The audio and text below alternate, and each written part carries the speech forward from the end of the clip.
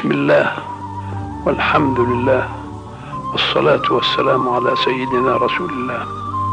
اللهم إني أدعوك بما دعاك به أولو العزم من الرسل، فأدعوك بما دعاك به آدم عليه السلام. ربنا ظلمنا أنفسنا وإن لم تغفر لنا وترحمنا لنكونن من الخاسرين. وأدعوك بما دعاك به نوح عليه السلام حين قال رب اغفر لي ولوالدي ولمن دخل بيتي مؤمنا وللمؤمنين والمؤمنات ولا تزد الظالمين إلا تبارا. وندعوك بما دعاك به إبراهيم عليه السلام حينما قال رب اجعلني مقيم الصلاة ومن ذريتي ربنا وتقبل. السلام عليكم ورحمة الله وبركاته. عاملين ايه يا حبايبي؟ يا رب تكونوا بخير وفي احسن حال. النهارده هتعملي ايه يا ام احمد؟ هعمل معاكم قرنبيط. معايا هنا حطيت ميه على النار وفيها معلقه كركم ومعلقه سكر ومعلقه ملح ومعلقه كمون عشان الغازات يا حبايب قلبي. ماشي يا امارات؟ صباحكم فل ومعطر بذكر الرحمن. يا رب يجعل ايامنا كلها رزق وخير وبركه ويمن وبركات كده علينا اجمعين. تعملي ايه يا ام احمد؟ فنجان قهوه كده عشان نروق الطاسه كده، نروق دماغنا كده ونشوف هنعمل ايه مع بعض. صباحكم فل ان شاء الله. اتفضلوا بقى معايا كوبايه القهوه المحترمه الجميله دي. يا سلام يا سلام، الريحه مش عايزه كلام. تعملي ايه يا ست ام احمد؟ دي حاجه السلطه يا امارات. هنشوف كده نعمل ايه مع بعض يا حبايب قلبي. يا رب تكونوا في خير وفي احسن حال يا حبايبي. هنا هتعملي ايه يا ام احمد؟ هعمل شويه رز بشعريه. رز بشعريه جنب القرنبيط يا حبايبي. هنشوف هنعمل ايه مع بعض.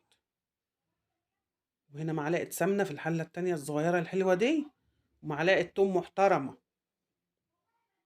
وهنا سلقة القرنبيط زي الفل معاكم. الله اكبر اهو. حبايبي حبايبي،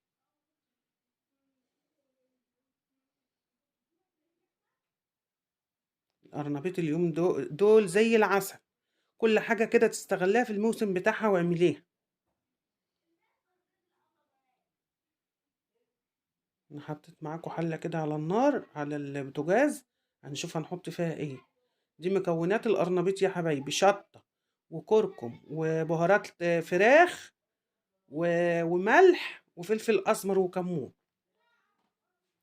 وهنا معايا 5 معالق دقيق كده. ده يبقى الخليط بتاع القرنبيط يا حبايبي. وهنا التوم على النار. هتعملي ايه في التوم يا ام احمد؟ هتشوفوا يا حبايبي هنعمل ايه مع بعض. هنا معايا الخضره انا مخرطاها نص ربطه شبت على نص ربطه بقدونس. مش بحب ادقها للخلطه يا حبايبي. ماشي. هنا الخلطه قدامكم بتاعت القرنبيط، فيها التوم وبصلايه مبشوره والخضره والبهارات. بهارات ايه يا ام احمد؟ فلفل اسمر وكمون وكركم وبهارات فراخ. هنا الشعريه احمرت زي ما انتم شايفين كده. هنزل عليها بالرز يا امارات.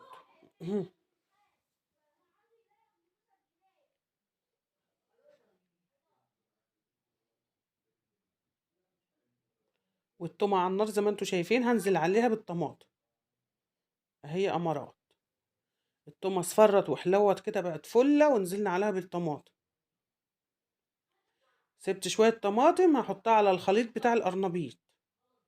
المفروض ابشرها بس انا ما بشرتش يعني، فانا هحط من ده وخلاص يعني ماشي الحال.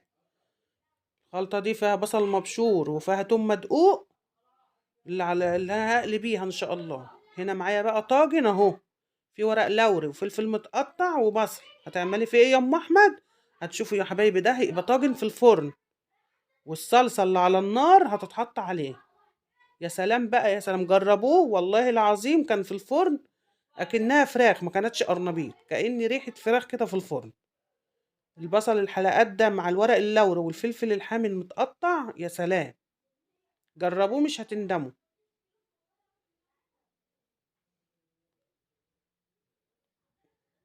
انا بقطعه تقطيع صغير بس كده عشان ايه لما يتحط في الفرن ياخد الحدق كده وياخد الصلصه وياخد التشميعه في الفرن صح. اهي الصلصة بقت ايه، فلة فلة فلة مسك وعنبر.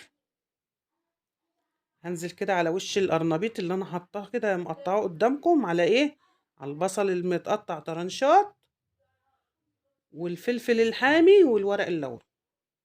الصلصة دي فيها كمونها وفلفل اسمر وفيها مكعب مرقة. جربوا يا حبايبي الطريقة دي هتعجبكم خالص والله العظيم. والله اللي مش بيحب القرنبيط هيحبه. كفاية بصوا ريحتها، بصوا هي مش عايزة كلام، شايفينها بتتحدث عن نفسها. عشان كده عملت الرز يا امارات اهو. في اروع من كده اهو. هدخلها الفرن بقى تتشمع من فوق ومن تحت.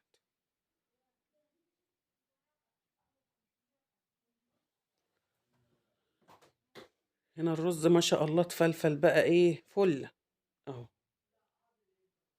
فله كده على النار، تشرب كده وخلاص ايه يعني، هينطفي عليه. اللايك يا امارات بقى، انتوا بخلانين عليا في اللايك ليه؟ حط اللايك يا امرايا انت وهي. هنا الطماطم اللي انا قلت لكم سبتها من بتاعه القرنبيط الطاجن اهو، قلبتها معاكم على الخليط. البصلايه بتفرق قوي يا حبايبي في القرنبيط، بتخلي ريحته زي الفراخ.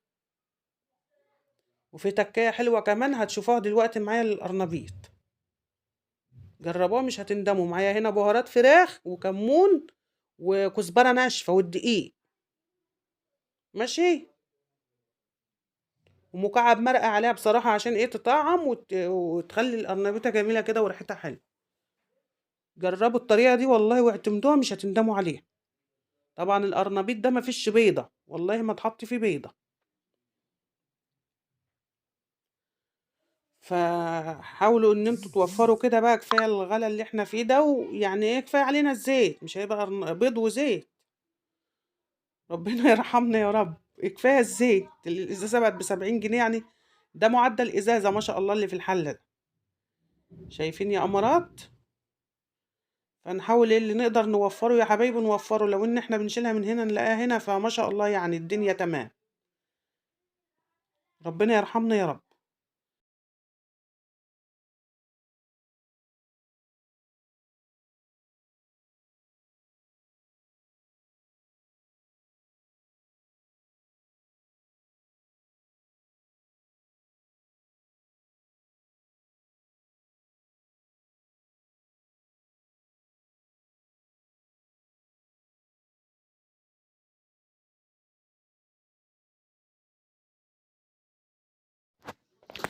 جربوا بقى التغليفه دي يا امارات كده والله العظيم مش هتندموا. القرنبيطه بتبقى مقرمشه وزي الفل، فيها قرمشه غير عاديه. انا كمان ما عنديش نشا للتغليفه دي، انا حاطه دقيق بس، المفروض ان هي بتحط عليها معلقه نشا، بس انا مش عندي. بس والله للامانه هي ما كانت محتاجه. اللي كان القرنبيط بتاعي ده امبارح والله العظيم قال انت بتهرجي ما عليهوش بيض ازاي، قلت لهم بس دوقوا كده وجربوه. قالوا تحفه، لا قولي لنا انت عاملاه ازاي. فبامانه هو حلو، جربوه. يعني احنا بنحاول على قدر الامكان يا حبايبي نوفر في، يعني العيشه غاليه، العيشه غاليه. فيبقى كفايه علينا الزيت، لما نعمل القرنبيط يبقى كفايه علينا الزيت. ربنا يرحمنا برحمته الواسعه. سلام لكل حبايبي كده اللي اشتركوا واللي بيحطوا اللايك، سلام لكل حبايبي اللي دخلوا عندي جديد. ما تحرمش منهم يا رب، وربنا يجعله في ميزان حسناتهم ويجعلهم في الزياده يا رب العالمين. شايفين والله بصوا، كنتاكي ده ولا لا؟ كنتاكي ده ولا قرنبيط؟ حاجه روعه والله روعه. اهو بغلف في الدقيق كده وانزل في الزيت، اغلف وانزل في الدقيق.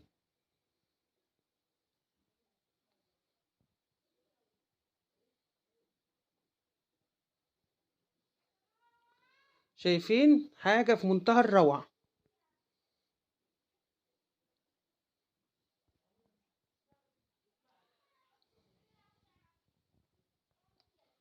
وتغيير القرنبيط والله الايام دي يعني نستغل اليومين دول كده، القرنبيط والجزر والبرتقال والحاجات الحلوه دي كلها حلوه يعني نستغلها. هنا بعمل معاكم السلطه يا حبايبي اهو. كل حاجة والله عاملاها قدامكم بما يرضي الله، مش بعمل حاجة من وراكم. فبالله عليكم كده شجعوني عشان القناة تكبر بيكم، يعني عاوزة القناة تكبر كده، والله شغلي يستاهل، شغل حاجة فلة كده، حاجة في منتهى الروعة وحاجة آخر نظافة. فمش كتير عليا اللايك يعني. شايفين الطاجن طلعته اهو من الفرن، حاجة فخامة. شايفين الجمال؟ شايفين في أجمل من كده؟ والله العظيم كان في الفرن أكنها فراخ مش طاجن أرنبيط. شايفين الجمال؟ يا رب يعجبكم وينور رضاكم وأكون عند حسن ظنكم. بقول لكم شايفين لو حاضرين معايا، والله القرمشة بتاعته روعة، لون تحفة، منظر جميل، قرمشة روعة، رز مفلفل، سلطة، طاجن، الخضرة الجميلة بتاعتنا، البصل والجرجير. نتقابل في فيديو جديد يا أحلى اخوات.